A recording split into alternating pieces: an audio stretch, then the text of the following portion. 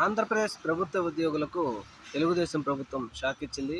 2024 సార్వత్రిక ఎన్నికల ముందు సిపిఎస్ రద్దు చేస్తాం. జగన్ గారు మీకు నాటకాలు ఆడుతున్నారు. నాటకాలు ఆడుతూ జీపీఎస్ తీసుకొచ్చారు.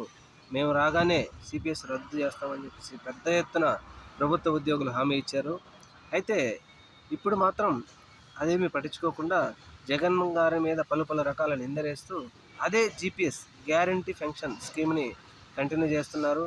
మరి దానికి ఏంటి అని చెప్పేసి ఎవరు అడిగినా వారు సమాధానం చెప్పడం లేదు. జగన్ ఏం చెప్తున్నారంటే, ఒక ఉన్నతాధికారి జూన్ 12వ తేదీన సైన్ పెట్టేసి వెళ్ళిపోయారు, అందుకని ఇప్పుడు దాన్ని మేము రద్దు చేయలేము, ఆ చట్టం రద్దు చేయలేము అన్నట్టుగా ఒక కారణం చెప్తున్నారు. అయితే ఎన్నెన్నో చట్టాలను రద్దు చేసేసి కొత్తగా చట్టాలు ఏర్పాటు చేసేటువంటి చంద్రబాబు నాయుడు గారు మరి ప్రభుత్వ ఉద్యోగుల కోసం తెలుగుదేశం ప్రభుత్వం అధికారంలో ఇప్పుడు ఏర్పడటానికి ప్రభుత్వ ఉద్యోగాలు ఎంత సహకరించారో వారికి తెలుసు. మరి అలాంటి ప్రభుత్వ ఉద్యోగులకు జీపీఎస్ స్కీమ్ని బంద్ చేసి మరి సిపిఎస్ పథకాన్ని ఎందుకు ఇవ్వలేరో మరి వారికే తెలుసుకోవాలి. మరి ప్రభుత్వ ఉద్యోగులు కూడా ఇప్పటికైనా తెలుసుకోవాలి, ఎవరో మాట మీద నిలబడతారు.